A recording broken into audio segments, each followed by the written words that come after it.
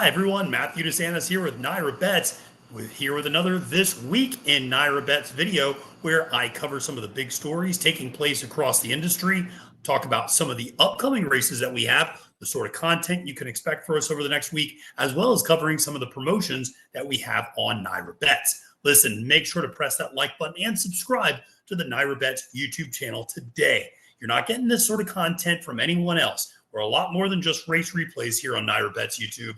We give you race previews from experts from across the industry, across different tracks. We give you full card analyses, handicapping, betting tutorials, racing live streams. We got you covered. So make sure to press that subscribe button today. All right.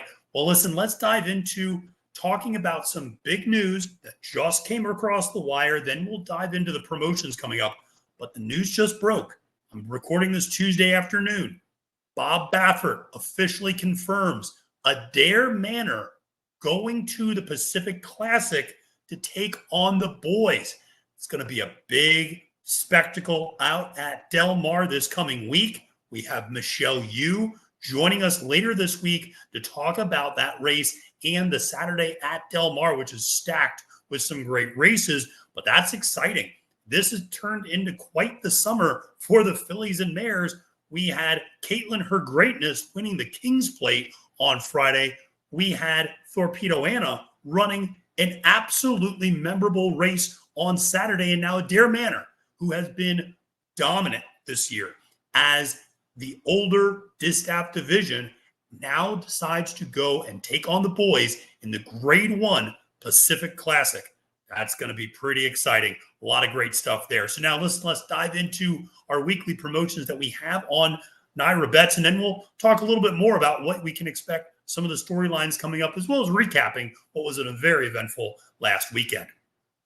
So in terms of the weekly promotions, kicking things off as we turn the page from August to September, Wednesday, August 28th, we have a $10 bonus if you bet $50 or more at both Saratoga and Delaware Park. So if you bet $50 at Saratoga and Delaware Park on Wednesday, you are getting $10 back from NYRA Bets, win or lose. Want to make sure to opt in. On Thursday, time is running out for you to get that NYRA Bets Superfecta Summer Ale that you could only get on track here at Saratoga.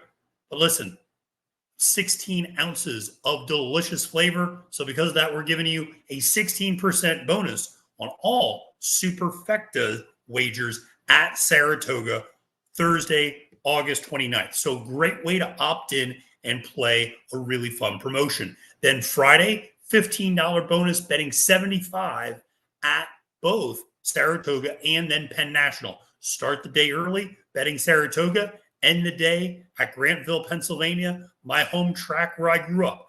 Then play Penn National as well. Again, $75 at both tracks. You get a $15 bonus. Now, Saturday, August 31st, we got a great promotion.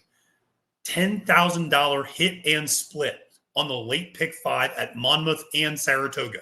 What it is two separate $5,000 hit and splits. So the $5,000 hit and split at Monmouth and $5,000 hit and split at Saratoga. You can opt in and play both.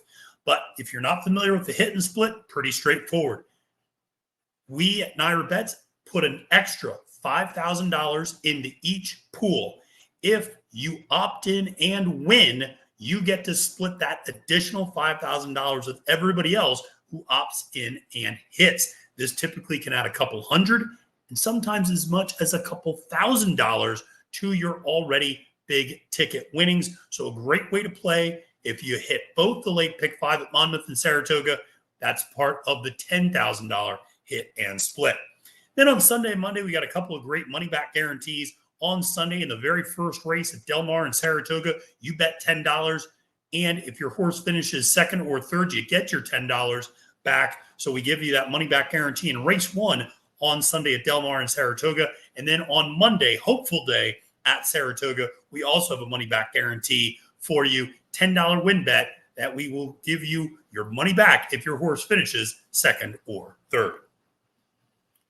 All right, well, what are some of the content that you can expect coming up this week? Well, if you haven't checked it out already, make sure to head over and look at the video on the weekly Saratoga track stats, because we got a lot of great stuff there for you, giving you insight into how the track is playing, how post-time favorites are performing, where they're susceptible, how the track's playing in terms of speed bias, closing bias, and gives you some insight into how the track is playing for stakes races in particular. We got a hopeful stakes preview with my colleague, Kaylee Shapiro.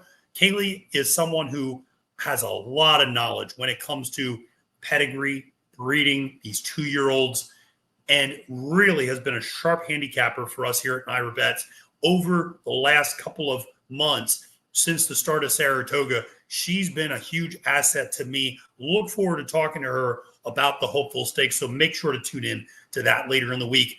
As I mentioned, we got the Pacific Classic coming up. Adare Manor confirmed by Bob Baffert. Michelle Yu coming in from California. Well, she's not coming in. She's joining us from California to give a preview of the Pacific Classic. That's going to drop on Thursday. Always appreciate Michelle giving the time to come on and hang out and talk a little Del Mar action with us. Then capping the card for Spin Away Saturday. We've got to have some more content for the hopeful stakes as well. Have some more Saratoga race previews as well. Maybe looking at the Prioress a little bit as well. So listen, a lot of great content coming up this week on NYRA Bets YouTube. Well, listen, let's talk about, God, I could sit here and talk for hours about what we saw this past weekend. And listen, folks, you got to start talking about the Travers. One of the more memorable races you're ever going to see.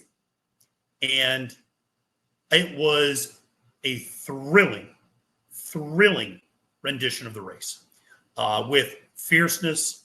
The champ is back, as Frank Miramati said, and getting the win in the Travers. Thorpedo Anna running her eyeballs out. I mean, just running the race of her life and earning a 111 buyer speed figure for that effort, coming up just a head short, just a nose short against Fierceness, finishing second, beating the rest of the boys. Anyone who thought it was a gimmick, I have said it all week, it wasn't a gimmick, it wasn't a sideshow. She was ready, she was cranked up, she looked ready to go. I was in the paddock before that race. I will say this, I was a little worried about her before the race. She was very worked up, very anxious, very on her toes, and a lot of sweat. She was getting a little lathered up there. I thought they did a good job. They kept her separate the whole time. The first time she saw another colt, I think, was when she came to do the post parade and kind of walk out to the track when she kind of saw Sierra Leone. And it was interesting to see. She calmed down a little bit more on the track, and then, man alive, did she run her race. But you got to give credit to Fierceness, the champ, the real Fierceness. He's been showing up more and more lately. Johnny Velasquez had a great comment to Maggie Wolfendale after that race. He said, just let the horse do what he wants.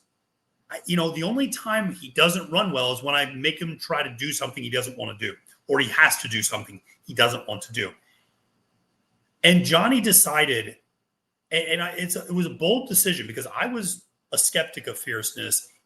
Yes, the on-off thing was an issue. I was also a skeptic just based upon distance. I didn't think he wanted a mile and a quarter. If you look at him physically, he doesn't strike you as a horse that would want a mile and a quarter. But Johnny goes, listen, I'm going to go wide. I don't care. I'll stay wide. That's okay. I want to let this horse get comfortable. That's more important than saving ground. So even though you're on the far outside, batten down blazes to the front, as I told you he would. If you listen to me, you knew that. If you listen to other people, you think Dornick and Fierceness were the fastest horses in the race. Something called intentionality, my friends. Got to remember that. Batten down gets to the front. Dornick sits second. Fierceness sits third. Thorpedo Anna's on the inside, kind of also sitting a co-third, fourth position with Fierceness. Fierceness is hung wide. Doesn't matter, though. Fierceness is okay going wide because he's in the clear. He's not getting kickback. He gets that traditional trip. Very similar to what he did in the Breeders' Cup Juvenile at Santa Anita last year. And Johnny V just gets, makes the move, gets to the lead. And listen, he didn't have a speck of dirt on him when he was coming for home. And that's the sort of race that Fierceness needs to win. He was very advantaged by his post position. And I think that's something moving forward is important to keep in mind. If he draws well at the Breeders' Cup Classic, hey, he's potentially a threat in that race. If he doesn't draw well, it's an issue. But he got the right trip. Anna got a great ride, I thought, from Brian Hernandez Jr. I know some people said he should have stayed inside. He was inside for a lot of that trip, saved a lot of ground, angled out. I didn't think it was a bad tactical decision for him to angle outside. I thought he waited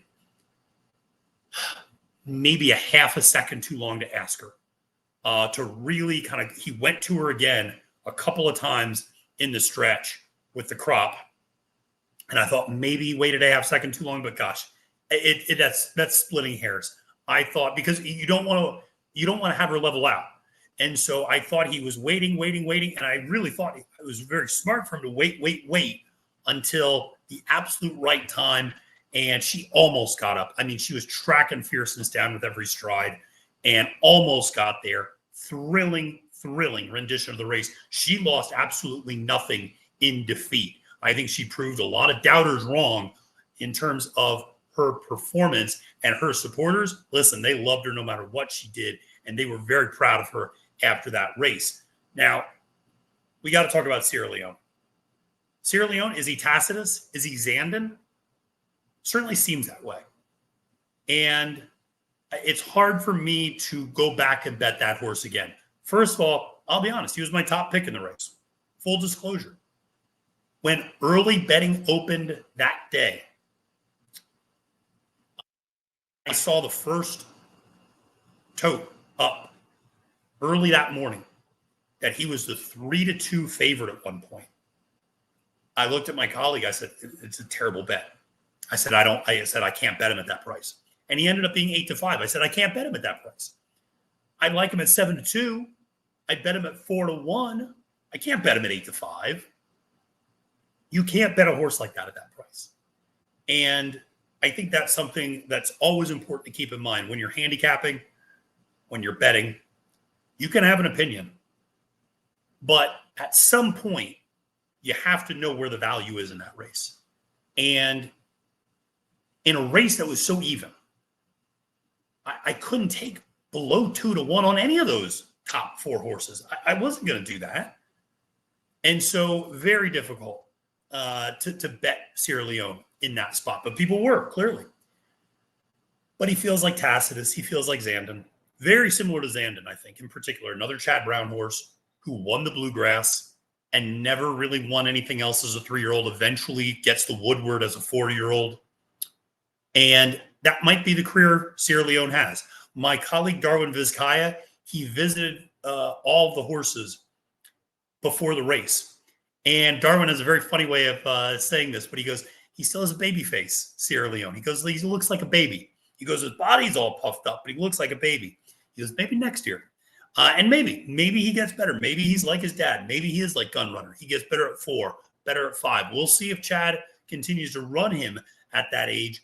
Obviously, there's always the allure of the breeding shed, but with him not getting a signature win as an older 3-year-old, hard to really see him maybe retiring. I'd hope he comes back because I think he could be a really, really nice horse to have at 4 years old running on the older handicap circuit. Dornoch, I know some people thought maybe Louis should have gone to the lead a little bit more aggressively against Batten Down. Listen, he sat the same basic trip that he sat in the Belmont Stakes behind Seize the Gray. If you remember, Seize the Gray went out that day and was on the lead. Dornoch sat second. So Dornoch can sit second, just needs to be in the clear. And I thought overall had a decent trip, but I think it was more of a cumulative effect with Dornoch. I thought that, you run the Belmont, you run the Haskell, you run the Travers. That's a gauntlet. That's really tough. And we've talked about it before. He gives everything he has in those two races, the Belmont and the Haskell, fighting off Mind Frame in both races. And he just wondered, that may just have some sort of cumulative effect on the horse a little bit. But the top four were the top four. That was what was so interesting, I think, is that the cream really did rise to the top. That Fierceness, Thorpedo Anna, Sierra Leone, Dornoch, those were your top four. That was the order of finish. And it just goes to show sometimes, I know Listen, I always like to try to find a price. I was trying to maybe make an argument for corporate power. I was trying to make an argument maybe for batten down. But at the end of the day, the class rises to the top. And the horses that were grade 1 horses ran like grade 1 and grade 2 horses. Horses like batten down, that's maybe a grade 3 horse, kind of ran a little bit more like a grade 3 horse. A horse like Unmatched Wisdom and Corporate Power, listed stakes horses to this point, kind of ran like listed stakes horses to this point. So no disrespect to those horses, but the cream rises to the top in these types of events. A lot of great stuff took place over the weekend. Thank you to everybody who played. First of all, it was a record weekend for NYRA. $63 million handled on Travers Day. That's a new record, up 13% from the previous high Travers Day, which was 2 years ago, up 26% from last year's Travers Day. So a big thank you to all the players out there for betting on NYRA. It was also a record day for NYRA Bets, so we really appreciate your business and working with us and betting with us here on NYRA Bets. What do we have coming up this week? We got the spin away. Can the Queen's MG win all 3 2-year-old female stakes races? Started out in the Schuylerville, one last time out, now is going up against another good group and closing things out in the grade 1 spin away. She is so interesting about the Queen's MG. She was the biggest price in all the Saratoga meet in that Schuylerville, 44-1. That's the highest price we've had all meet, okay? On Saturday, she tries to win her 3rd race in 8 weeks. That's pretty cool. So I know a lot of people are going to be rooting for her. C2 Racing Stables, Saffie Joseph Jr., Dylan Davis aboard. Going to be a really fun race. Mark Cassie's got a nice horse in that race, Sherbini, who I really like. We'll talk more about that spin away throughout the week. Then you got the hopeful, obviously on Monday, Ferocious, Chancer McPatrick. Big names, serious names, names that you're going to hear at the Breeders' Cup Juvenile, names you're going to hear next year on the Kentucky Derby Trail. These are legitimate horses. Chancer McPatrick with one of the most impressive stretch runs you're going to see. Ferocious with one of the most flat-out impressive efforts. Looked a lot like Fierceness, actually, in that debut race at Saratoga last time out for Kentucky Derby winning trainer Gustavo Delgado. Like I said, really fun race in that hopeful. The race I'm most excited about this coming weekend, the Prioress. Why? Return of Brightwork. She was going to make her return against Ways and Means in the test a couple of weeks ago. She reared up in the paddock. She kind of fell a little bit on her side, got up very quickly. She was perfectly fine. Not even any superficial issues, but they're rules. And if a horse's hindquarters hit the ground in the paddock, automatic scratch. Okay, it's a horse safety issue more than anything else. And so she was automatically scratched. You realized after that happened how ready she was for this race because John Ortiz, her trainer, looked absolutely crestfallen after that. He had her ready for that race. If you remember, she beat Ways and Means in the spin-away last year. That was a thrilling stretch run. Hasn't run since the Breeders' Cup Juvenile Fillies last year. Now coming back in the Prioress. I think she's cranked up and ready to go. It's going to be a lot of fun to see her run on Saturday. Then you got Warlike Goddess. I mean, come on. The 7-year-old mare coming back, just so good, so consistent, coming off a win last time out in a stakes race at Delaware Park. This is inevitably going to be a little bit of a prep for the Breeders' Cup, maybe the final prep before the Breeders' Cup. She's been handled a little bit more lightly this year by trainer Bill Mott. Junior Alvarado up on the irons. Excited to see that one. A lot of great racing and a lot of great content coming up here on NYRA Bets this week. Thanks so much, everybody, for tuning in to This Week in NYRA Bets. My name is Matthew DeSantis. Wishing you a great and prosperous day at the races, my friend, and reminding you that it's now post time.